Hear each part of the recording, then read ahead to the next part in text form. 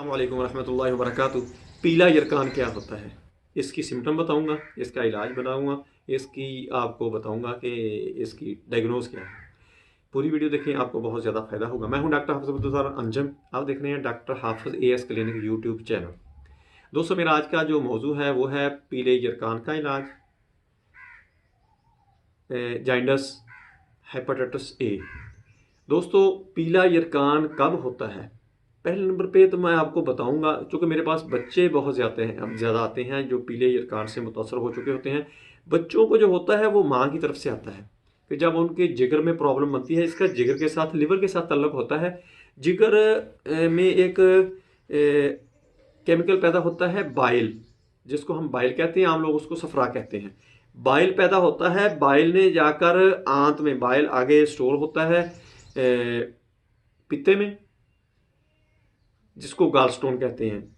उसमें से जब हम कोई चिकनाई वाली चीज़ खाते हैं, कोई फैट वगैरह खाते हैं, चर्बी खाते हैं, तो उस वक्त वो वहाँ से निकल कर आंत में जाता है, वहाँ गज़ा में मिक्स होता रहता है।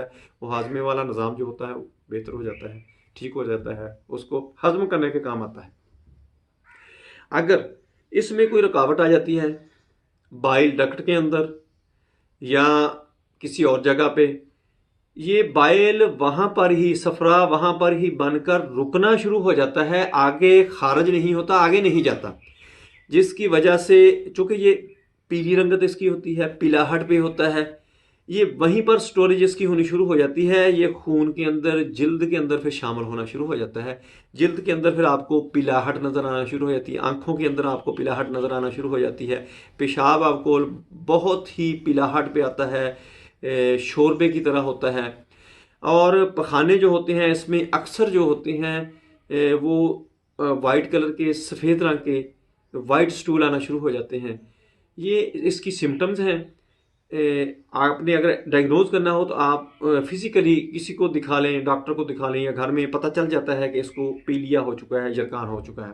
उसके हाथ, नाखून, सारी जिल्द, चेहरा, आँखें, सभी पीलाहट नज़र आ रही होती है। आपने इसका तदारक कैसे करना है?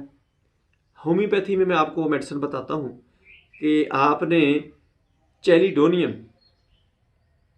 मदर टंक्चर लेना है। वो सुबह दोपहर शाम आपने इस मरीज़ को 20-20 कतरे देने शुरू कर देने हैं। और इसके साथ आपने बेलाडोना लेनी है, वो है लेनी है 30 ताकत में, सुबह दोपहर शाम 5-5 कतरे। और तीसरी मेडिसिन जो है वो है आपने ब्रायोनिया लेनी है, वो भी 30 ताकत में, 5-5 कतरे सुबह दोपहर शाम।